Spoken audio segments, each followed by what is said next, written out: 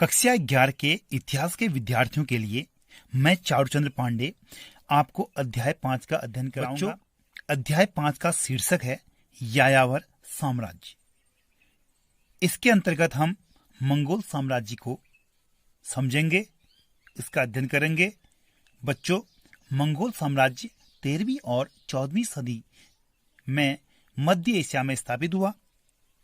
इस साम्राज्य का आरंभ चंगेज खान द्वारा मंगोलिया के एकीकरण से शुरू हुआ।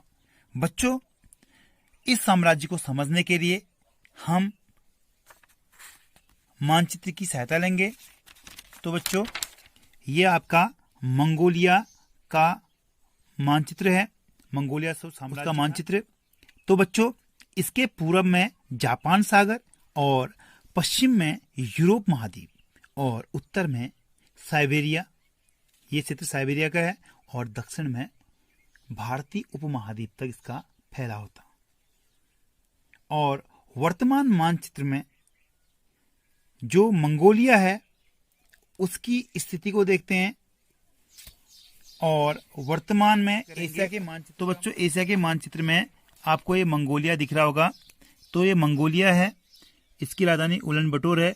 इसके जो दक्षिण में गोबी का मरुस्थल दिख रहा है, और इसके पश्चिम में अल्टाई की पहाड़ियां दिख रही हैं, और ये जापान सागर है। यहाँ से लेकर ये यूरोप महाद्वीप है, यूरोप महाद्वीप तक इसका फैलाव था।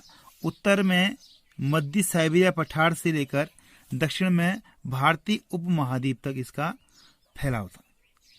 तो बच्चों, हमने 13वीं और 14वीं सदी के मंगोलिया की भौगोलिक स्थिति को भी समझा, और इसकी तुलना में हम वर्तमान मंगोलिया और एशिया महाद्वीप में मंगोलिया की स्थिति को भी देख रहे हैं। तो इससे हमारी जो समझ है वो मंगोलिया देश के प्रति पूरी की पूरी क्लियर हो गई।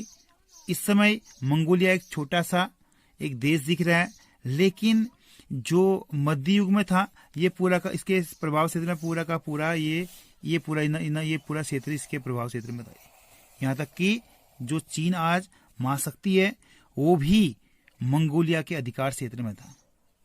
हालांकि इसमें थोड़ा ये हो गया, ये आपका ये वाला क्षेत्र है, ठीक है। इसमें तुर्कमेनिस्तान, उज्बेकिस्तान, कजाकिस्तान, ये सारे के सारे जो क्षेत्र थे वो मंगोल साम्राज्य के अंतर्गत थे। तो बच्चों, इसकी भौगोलिक स्थिति को हम रेखा चित्र के माध्यम से भी समझेंगे। तो बच्चों, रेखा चित्र के माध्यम से देखने पर ये हमने सुविधा के लिए इसका रेखा चित्र बनाया।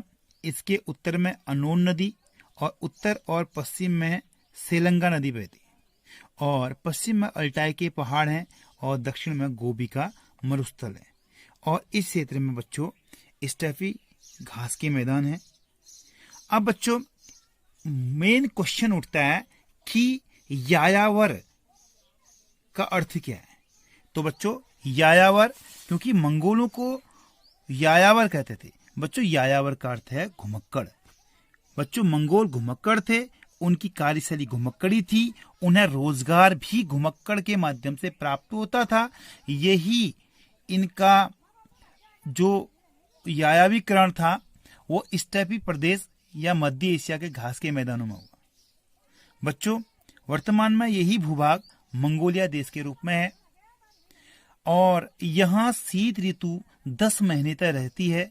इसी कारण मंगोल कृषि नहीं करते थे। इसी कारण इन्होंने पशुपालन और शिकार को व्यवसाय के रूप में चुना, ठीक है। इसी व्यवसाय ने उन्हें यायावर या घुमक्कड़ के रूप में स्थापित किया, ठीक है बच्चों। यदि वो कृषि करते तो उनको एक स्थान पर रहना पड़ता। अगर एक स्थान में रहते तो इनका की जो उपाधि थी वो घुमक्कड़ या यायावर नहीं पड़ती। अब इन्होंने कृषि के स्थान पर अपना व्यवसाय पशुपालन को चुना। अपने पशुओं को अच्छे घास की तलाश में ये एक स्थान से दूसरे स्थान पर, एक प्रदेश से दूसरे प्रदेश में आवागमन करते थे, और इनका एक निश्चित निवास स्थान नहीं होता था। और सुविधा के अनुसार ये अलग अलग स्थान पर अपने पशुओं को ले जाते थे, क्योंकि जहां अच्छी घास होती थी वहीं पर ये डेरा जमा लेते थे। ठीक है बच्चों, अब इनका जो मुख्य जो व्यवसाय है वो पशुपालन, जिसमें घोड़े, भेड़, बकरी और ऊंट। अब बच्चों, इनके जो गतिविधियां थी, इनकी जो मुख्य गतिविधियां थी वो क्या थी? इनकी जो मुख्य गतिविधियां थी ये थी, नंबर 1, पशुपालन द्वारा जीवन यापन। ठीक है, क्योंकि अभी मैंने आपको बताया कि पशुपालन इनका मुख्य पेशा था, क्योंकि वहां जो कृषि थी वो नहीं होती थी, क्योंकि वहां 10 महीने बर्फ का प्रकोप रहता था और बर्फ के कारण ये खेती नहीं कर पाते थे।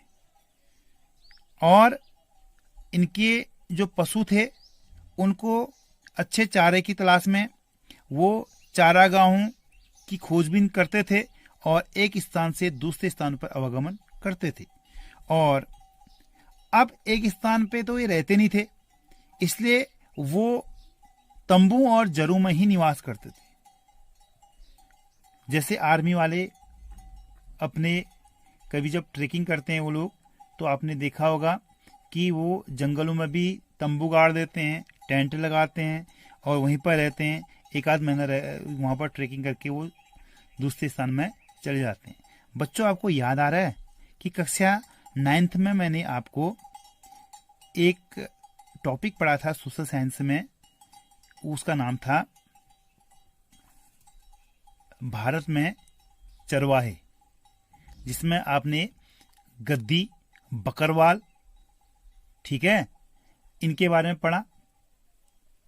और आपके पिथौरागढ़ में जो भोटिया जनजाति है, सौका जनजाति है, वो लोग भी क्या करते हैं, वो लोग भी अपने पशुओं के रेवड़ों को एक स्थान से दूसरे स्थान पर ले जाते हैं।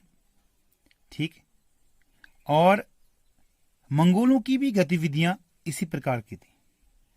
और इसके अलावा अपनी रक्षा हेतु वे ताकतवर कुलों से मित्रता करते थे और उन्होंने व्यापार को भी अपना जीवन यापन का माध्यम बनाया था।